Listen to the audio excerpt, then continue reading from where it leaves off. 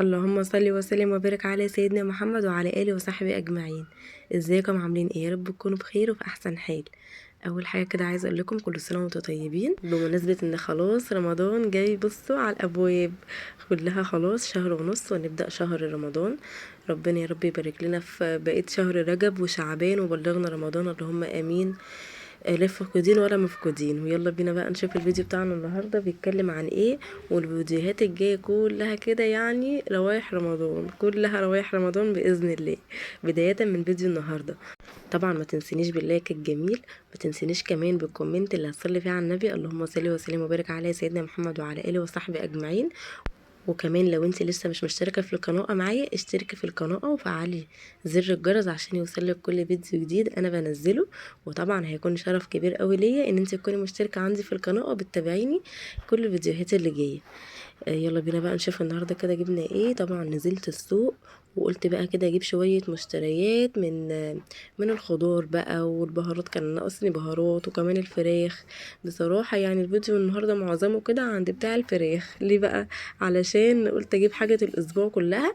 طبعا بما اننا اول الشهر كمان، فيلا بقى بينا اقولك الاسعار ايه، عشان لو انت بتجيبي مشترياتك بالشهر فتكوني عارفه الاسعار يعني بتاعت الاسبوع ده عامله ازاي.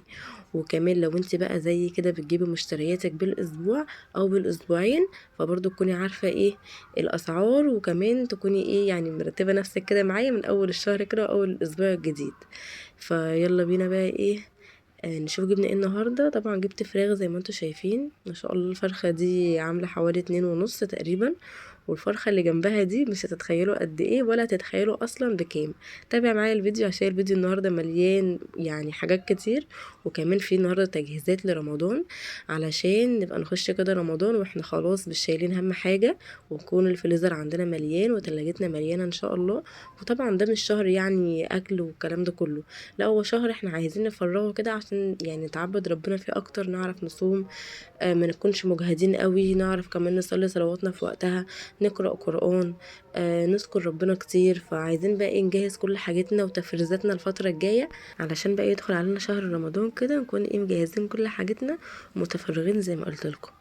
بصوا بقى اول حاجة كده انا الحاجات دي جايباها، وممكن البعض يشوف ان هي ممكن تكفيه طول الشهر، ممكن تكفيكوا اسبوعين، ممكن تكفيكوا 3 اسابيع، ممكن تكفيكوا اسبوع واحد، طبعا على حسب افراد اسرتك.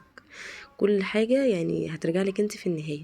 دي بقى فرخة بس متقطعة، يعني بص هي مقطعة كده بس الجلد ماسك في بعضه. دي فرخة متقطعة، ودي واحدة تانية سليمة. دي عشان بقى لو هعمل هطبخ مثلا او كده وعايزة ايه احمر الفرخة زي ما هي كده، يعني اسلقها واحمرها في الفرن تبقى عندي سليمة. اللي انا مقطعها دي مقطعها 8 او 9 كمان، او مقطعها 8 قطع. دي علشان الكبسة. ودي بقى يا جماعة بقت ادمان عندنا، لازم كده اسبوعيا نعمل كده ايه حلة كبسة كده كبيرة تكفينا طول اليوم. بصراحة بتبقى حلوة جدا. اتمنى بقى اللي مجربهاش بطريقتي يجربها ويقولي رأيه فيها. وبس كده بقى ايه، دي اول حاجة يعني حطيناها على جنب. الفراخ، الفراخ بقى كان اسعارها بصوا انا دخلت السوق كان في ناس بتقول ب76 وشوية، 75 وشوية، 70. كل ما ادخل كل ما يقل، كل ما ادخل كل ما يقل. فبصراحة بقى يعني استقريت عند الراجل اللي انا اصلا بجيب من عنده، يعني انا متعودة عليه وبجيب منه كل مرة. كان بيبيع الكيلو على 65، ما كانش فيه اقل من كده. طبعا عشان ده موسم يعني وعيد اخواتنا المسيحيين، فالاسعار دلوقتي بقى بتعلى والكلام ده. بس في ناس لسه بتبيع بنفس الاسعار، وفي ناس بتغلي يعني على حسب بقى مين اللي بيغلي قبل مين والكلام ده كله. طبعا ده حاجه بقى ايه يعني بتوع الفراخ ذات نفسهم هم بقى اللي عارفين يعني العروض بيعملوها امتى والكلام ده كله. ما علينا. جبت بقى هنا الطبق ده مليان اجنحه. بصراحه انا يعني بعشق حاجه اسمها اجنحه، بنحبها جدا انا ومالك ولوسيندا ومحمد كلنا. ومؤخرا بقى كده بيحبوا هما كمان ياكلوا الرقبه، يعني لو جبت بقى هياكل بيحبوا الرقبه جدا. فانا كنت يعني كان محمد معايا وقال لي ايه نجيب 2 كيلو اجنحه، قلت له ماشي. الكيلو كان عامل 50 جنيه، والهياكل كانت عاملة اللهم صل على النبي كانت عاملة 25 تقريبا. فجبنا برضو 2 كيلو، قلت انضفها. طبعا الروس دي بنشيلها، والجلدة بتاعة الرقبة دي كلها بشيلها، هتشوفوا معايا في الفيديو انا هنضفها ازاي. فكل ده بقى هيتنضف دلوقتي علشان اشيل بقى حاجتي كده في الفريزر وهي نظيفه وما فيهاش اي زفاره خالص، وكمان ما تبقاش عامله عندي ريحه في التلاجة ولا تنزل بقى دم في الفريزر ولا اي حاجه. فهنا دي بقى ايه الاجنحه. واللهم صل على النبي. بصوا الجناح بصراحه شكله حلو جدا يعني كبير كده وانا كمان اللي منقيهم. ودول بقى الفرختين اللي انا جبتهم، والفرخه اللي ورا دي اللي متقطعه اللي قلت لكم عليها. دي بقى كده بصوا انا منضفاها ازاي. بصوا الرقبه انا موريكم الهياكل عامله ازاي وكانت عامله ازاي. نضفتها وغسلت كل ده يعني كله بقى ده. انا بص غيرت الازاز لو انتوا واخدين بالكم، وشمرت بقى كده كمي ونزلت بقى كده في الحوض بقى. نزلت كل ده في الحوض كده وغسلت كل حاجه طبعا لوحدها. بقول نزلت في الحوض مش انا اللي نزلت في الحوض، هم اللي نزلوا في الحوض. فنضفت بقى كده الحاجه علشان ايه اقسمها. الفرخه بقى اللي انا قلت لكم عليها دي في الاول يعني عايزه اقول لكم مش هتصدقوا لو قلت لكم ان انا جايباها ب50 جنيه. والله العظيم جايبه الفرخه دي ب50 جنيه، ومذبوحه قدامنا على فكره يعني، ولا تعبانه ولا مريضه ولا فيها اي حاجه. هو عرض كده كانوا عاملينه يعني، هو كان عامل بقى عرض وشادر كبير كده ومنزل فراخ كتير جدا ما شاء الله. كان عامل اي فرخه ب50 جنيه بس. فبصراحه يعني كان عرض حلو كده ولقطه. في الاول ما كنتش عايزه اجيبه وكنت خايفه لتكون الفراخه دي تعبانه او حاجه. وبعد كده قال لي لا ده دي اللي موجوده هنا قدامك. فلقيت الفراخ عادي يعني عاديه، بس الفكره ان هي صغننه تقريبا عامله كيلو، ممكن كيلو كل الا ربع. بس عشان فراخ بيضة فمليانة يعني صدرها كده ما شاء الله مليان، والورك كمان ورك عادي كده مليان بس على صغنن بقى. تحسوا كده ان بصوا يعني هي مكلبوزة كلبوزة كده وصغنونة في نفس الوقت متفهموش ازاي. دي بقى فرخة عادية يعني، دي 2 كيلو ونص. دي زي ما قلت لكم الكيلو كان عامل 60، قلت 60 ولا 65، تقريبا 65. كان عامل 65. فدي بقى انا كنت سايباها كده سليمة. ودي بقى الفرخة اللي احتمال بإذن الله يعني مش هطلعها غير في شهر رمضان. يعني انا جبت بقى بقية الحاجات هستخدمها على خلال الايام اللي جايه دي، والفرخه دي انا شايلاها لرمضان. يبقى دي كده اول تفريزات من رمضان. والفرخه اللي متقطعه زي ما قلت لكم هعملها في يوم مع الكبسه. الهياكل والاجنحه هقسمهم بقى كده على 3 اكياس، يبقى دول كده 3 ايام هيعدوا برضو. وكده بالفرخه دي كده يوم رابع. جبت بقى كمان كبد وقوانص، ده كده كمان يوم، يبقى كده 5 ايام. جبت كمان نص بانيه، جبت نصين. فكده حوالي معانا بتاع 7 ايام. طبعا اكيد مش هناكل كل يوم فراخ يعني، اكيد برضو هنزل هجيب مثلا سجق، هجيب لحمة مفرومة نعمل كفتة. فالفراخ دي يعتبر ممكن كمان تمشيني اسبوعين مثلا، ممكن تمشيني اسبوعين.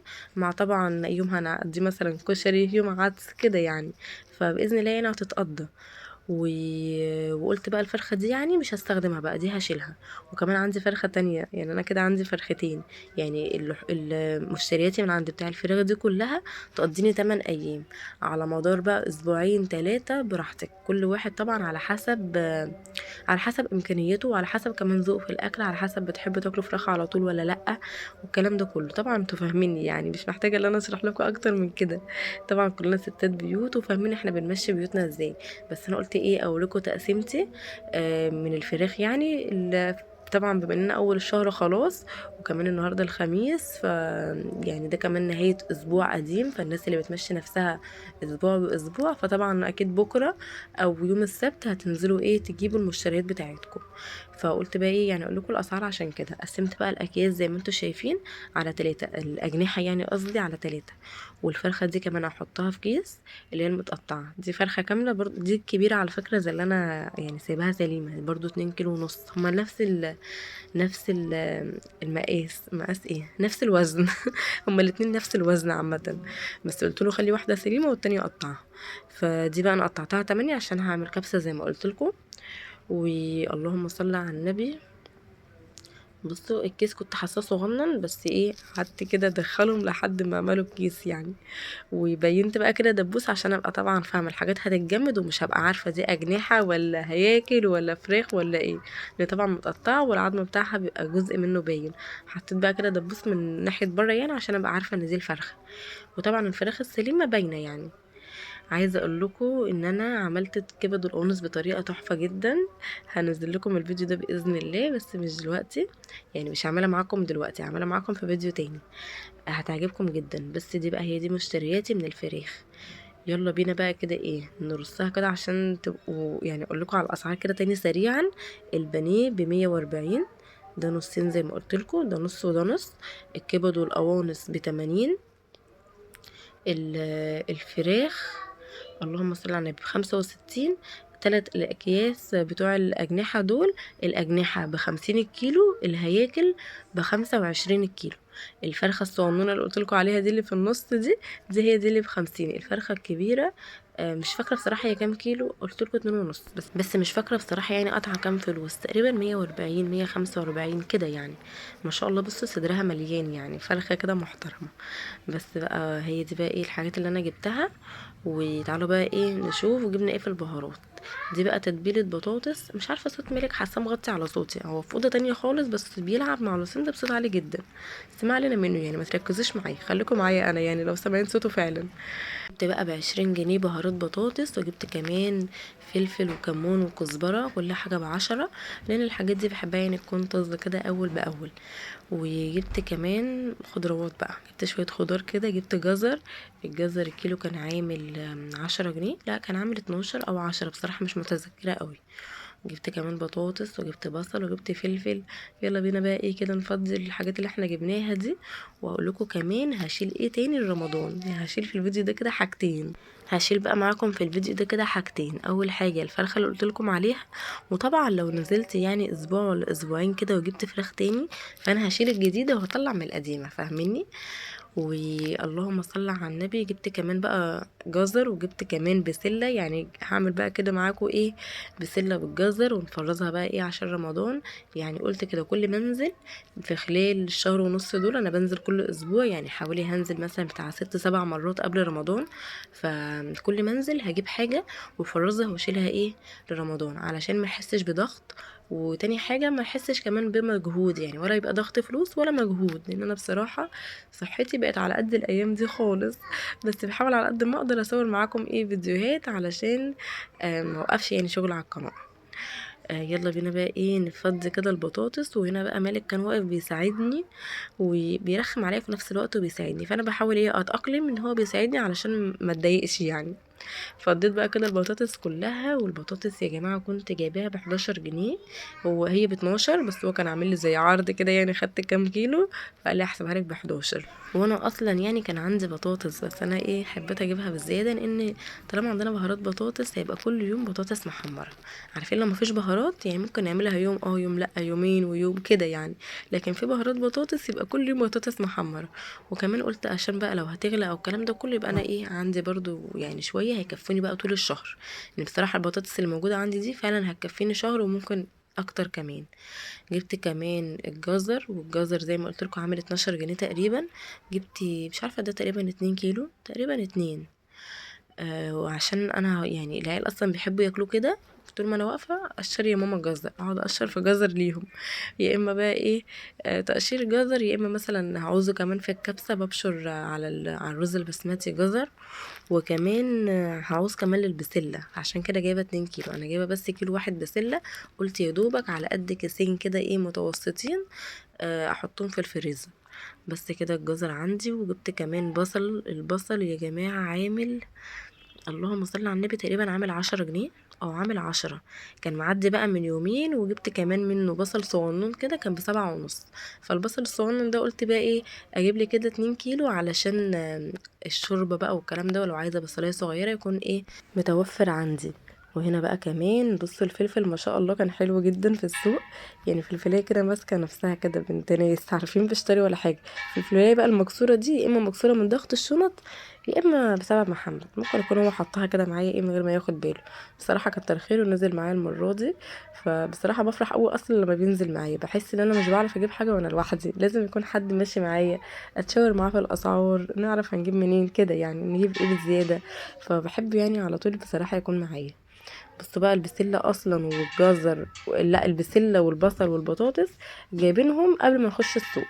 كان واحد معدي يعني بتاع خضار احنا بنجيب منه باستمرار، والمهم يعني لقينا منه الحاجه وقلنا له ايه روحنا عند البيت. فجبنا بقى منه الثلاث حاجات دول، وقلت الحمد لله بدل ما نشيل على قلبنا من السوق لحد البيت. وبس كده بقى دي ايه البسله. البسله يا جماعه كانت عامله اللهم صل على النبي، كانت عامله 20 جنيه الكيلو، بس انا مش عارفه بقى هتغلى ولا هتفضل زي ما هي كده ولا ايه. فلو حد عنده فكره يقول لي بقى، يكتب لي في الكومنتات. ما تنسوش عشان اعرف ازود بسله واخزن ولا لا. انا كل سنه بخزن البسله من السنه للسنه. عايزه اقول لكم ان انا في اليوم اللي مصوره فيه ده معاكم، يعني لسه ما كملناش، انا كنت مطلعه بسله من بتاعه السنه اللي فاتت، كان عندي كيس كده صغنون ومطلعه. فالبسله بصراحه بتقعد معايا من السنه للسنه، ما بيحصلهاش اي حاجه. وهفرزها بقى معاكم الفيديو الجاي واوريكم بعملها ازاي بالظبط، علشان تفضلي ايه، محتفظه بيها كده. طريقه سهله جدا ما فيهاش اي حاجه خالص. فطبعا بقى الفيديو الجاي ان شاء الله هيعجبكم، نعمل مع بعض روتين او مشتريات على حسب بقى لسه، او قصدي تفريزات على حسب لسه بقى ايه هنمشي الفيديو الجاي عامل ازاي. وبس كده، اتمنى الفيديو النهارده يعجبكم، اشوفكم في فيديو